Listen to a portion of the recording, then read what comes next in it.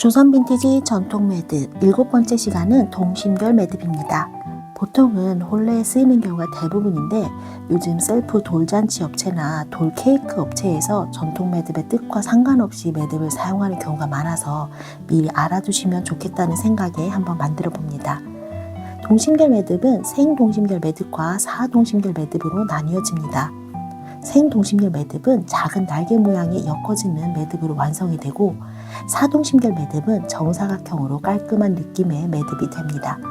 문제가 되는 건 생동심결 매듭은 홀레용품에 주로 사용이 돼서 상관이 없는데 사동심결 매듭은 장례식 수의에 사용이 됩니다. 아무래도 현대적인 모양 때문에 업체들이 전통 매듭 의미와 상관없이 사용하는 것 같은데 아기의 첫 번째 생일인 돌잔치에 수의에 쓰이는 전통 매듭이 사용되지 않도록 미리 알아두시면 좋겠습니다. 자, 이렇게 긴 줄이 필요합니다. 자, 이 상태에서 절반을 접고요. 왼손에는 고리가 있게 또 오른손에는 이렇게 끈의 끝이 있게 만들어 주고요. 한 4cm 정도를 떨어뜨린 다음에 이 4cm의 2배인 8cm 정도를 잡아줍니다. 가운데를 누르듯이 양쪽으로 벌려서 3개의 날개가 있게, 같은 사이즈면은 조금 더 작업하기가 수월해요. 한 번에 이렇게 같은 사이즈의 날개들이 이 손끝에 모이게 잡아줍니다.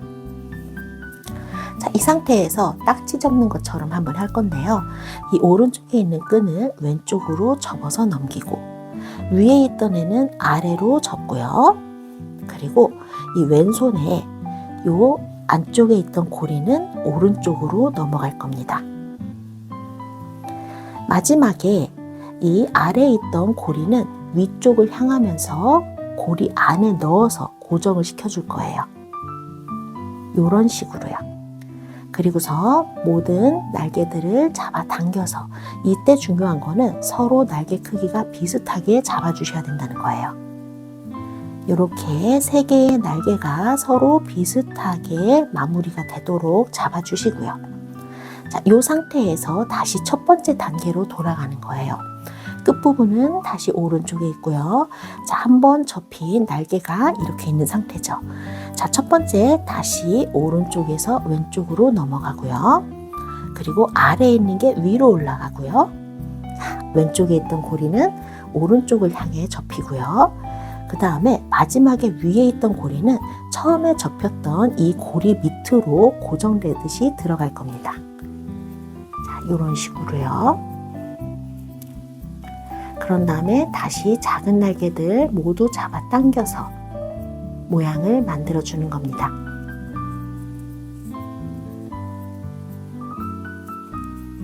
자, 그러면 요 커다란 3개의 날개 밑에 아주 작은 날개들이 하나씩 더 있죠? 자, 앞과 뒤가 똑같이 나옵니다. 생동심결 매듭이라고 하고 홀레 용품에 많이 쓰입니다. 자, 이번에 우리가 주의해야 될 사동심결 매듭을 한번 해볼 건데요. 똑같이 50cm 정도의 긴 줄을 절반을 접고요.